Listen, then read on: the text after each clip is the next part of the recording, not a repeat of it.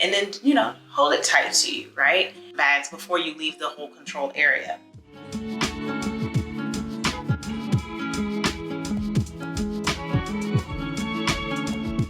Hello Explorers, Kita Explorer here, and today I am giving you the things you need to know before you go to Barcelona, Spain video. In this video, I'm going to talk about transportation, I'm going to talk about the weather, I'm going to talk about things to do, COVID entry rules and safety, all in this video. So make sure you are subscribed and stay tuned so you can learn about all of these things before you plan your trip to Barcelona. So let's get into it. So first up, we are going to talk about transportation. How do you get around Barcelona? So when I arrived in Barcelona, I had just arrived in Spain, and when I arrive in a new country, I always like to have transportation prearranged. Now you don't have to do this because I'm going to tell you about other transportation options that they have, but I did arrange a private airport transfer. Had a private driver, he was outside of the exit to the airport waiting for me with a sign, and he carried my bag, and we got in the car and he drove me directly to my hotel. He actually gave me some great tips about Barcelona and suggestions as well. And I'll leave the link to that as an affiliate link from Viator down below so you can book that if you are interested in a private transfer. But there are other ways to get around Barcelona. I did a lot of walking while I was there. It's a very walking friendly city, even though it is quite big. But they also have public transit. So they do have a subway underground, which I did not take. And it seems like a lot of people don't take it, especially one of my taxi drivers said that people don't take full advantage of the public transit there. I'm not 100% sure. But they also have ride sharing. The ride sharing is operated by taxis, so if you hail a taxi, it also could be an Uber or a FreeNow. I use FreeNow for the most part, which is their preferred, I would think, ride sharing, because that's what I saw advertised a lot there. And it typically was a little bit cheaper than Uber. So I would usually request a car on FreeNow. Every once in a while, I would check Uber for a car. But there's one thing to note about requesting ride sharing or trying to hail a taxi. If you are trying to transit during the rush hour, a lot of people use that ride sharing to get to and from work. And there may not be an available car for you. I had to learn that the hard way on a rainy day, ended up having to walk to my paella class in the pouring tsunami rain. So plan ahead. If you are going somewhere during rush hour, make sure you give enough time to find a ride or enough time to walk there, because they're not going to be available. The next thing you need to know is about pickpocketing. I've heard this a lot about Barcelona, that pickpocketing is a big thing there. So what is something you need to know about pickpocketing? They usually target tourists and people who don't look like they know where the heck they are going. Even though that is not foolproof knowledge, but that's usually who is targeted. So if you are in a heavily populated tourist area, make sure you take your backpack and put it in the front. So instead of having the straps and putting it on your back, put it in the front and try to have a backpack with anti-theft locks. So it makes it a little bit harder for someone to get into your bag. Now, if you're carrying a purse, make sure if you're in a crowded area, swing the purse to the front and keep grip of it right near the zipper hold. And make sure you don't have a purse that is just open. Like, those purses that don't have any clasps to keep it closed. Don't carry those there. And then, hold it tight to you, right? And if you are in a restaurant or a bar where you're sitting down, you know how some people put their bags on the hooks at the bar, or maybe you're at the restaurant, you put the bag on the back of your chair, or you're just sitting in another chair. Don't do that. Keep your bag on your lap or nearby you so no one can come and just grab it from that chair, off the back of your chair, and take it from you. Now let's talk about the weather. So I was in Barcelona in November, which is like their rainy season. It rained every day. And I mean, not just like little rain, it was like downpours for extended times. Like I said, I got caught in the rain trying to go to the paella club. It was a freaking hurricane, okay? It wasn't a hurricane literally, but the rain was torrential. Street was flooding. It was just crazy. And then like a couple hours later, it looks like it hardly even rained. So that is something to know if you're going to travel during that time of the year. But the good thing is it is off peak, meaning there's not going to be as many tourists when you go. Now, if you don't want to deal with the rainy season, you can go in the summertime where it's going to be hot and it's going to be dry, but it's also peak season for travel there. So you're going to have to take either overcrowded, hot and dry, or not crowded, rainy and kind of cool.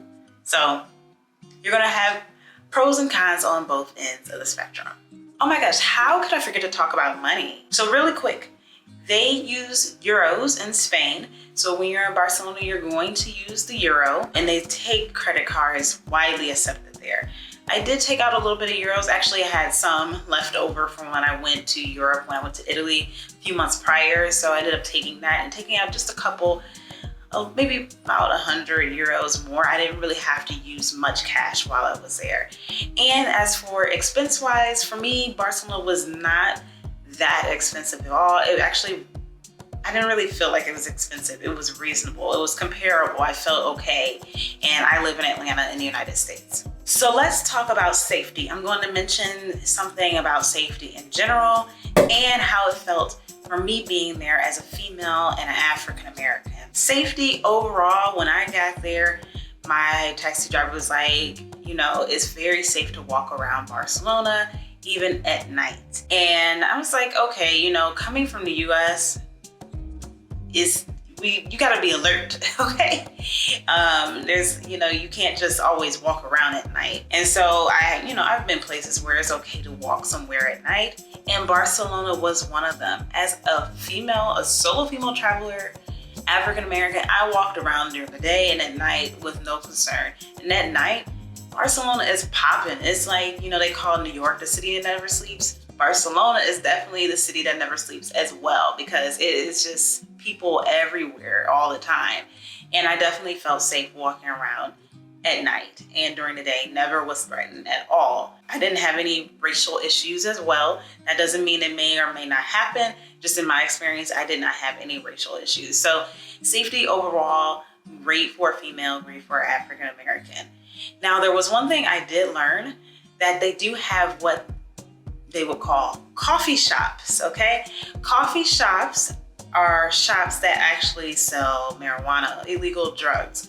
Now, there is a lot more legal marijuana run shops from what I have learned in Barcelona, but there are some that are still illegal. So you have to be careful if someone is going to offer something to you and they're like, oh, come to the coffee shop. It may not really be a coffee shop. So just be cautious about that when you go. But overall, everything's pretty safe. Like I mentioned, I already talked about pickpocketing, so that is something you have to be aware of. But other than that, it was a really safe place to visit. Okay, now what about COVID? I know that's why some of you are probably here. So when I went, I was vaccinated. I had to fill out a form prior to entry, get a QR health code, and I didn't have to test.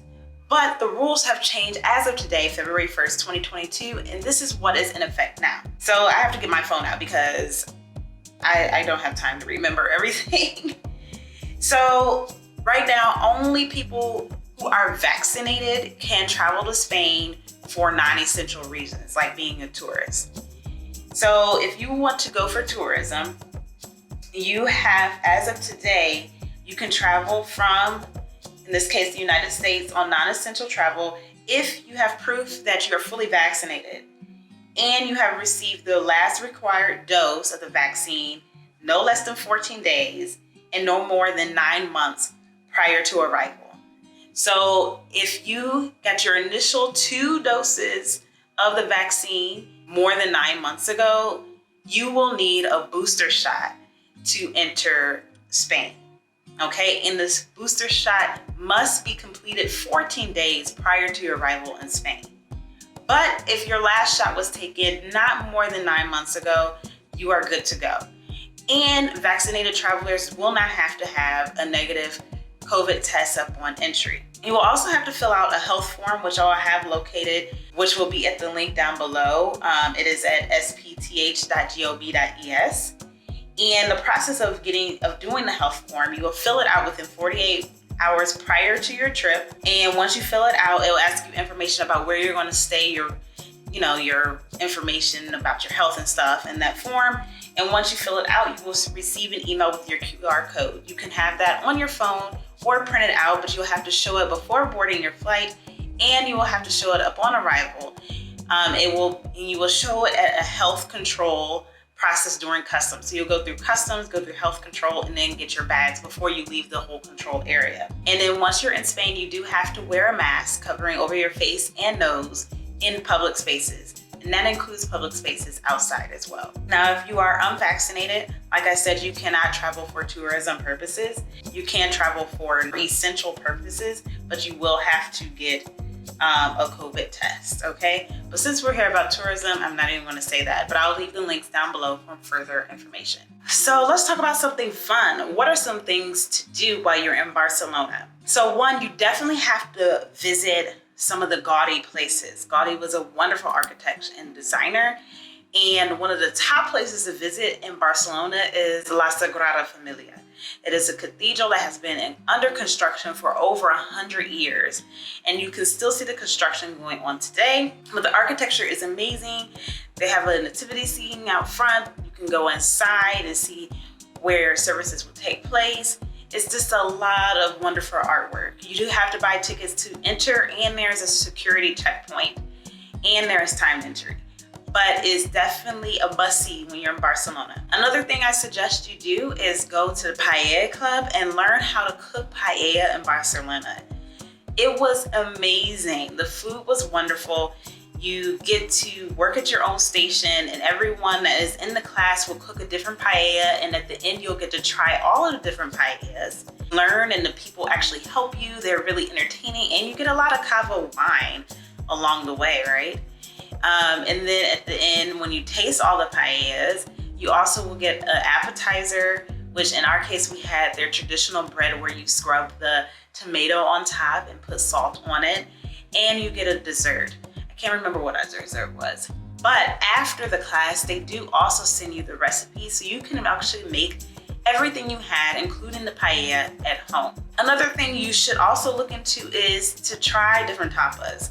Now, there are a lot of different places you can look into for tapas. Tapas are all over the place in Barcelona, but I went on a tapas and wine experience in Barcelona, which I will have linked down below. It is an affiliate link from Viator, but it was well worth it because they took you to some excellent tapa places and taught you about the different wines and tapas that you would endure at each of the places, and then also give you some history as you walk around Barcelona. So it was definitely worth it and definitely a great experience. And if you love artwork, you should also check out the Picasso Museum. The Picasso Museum has artwork that was originally donated from Pablo Picasso himself.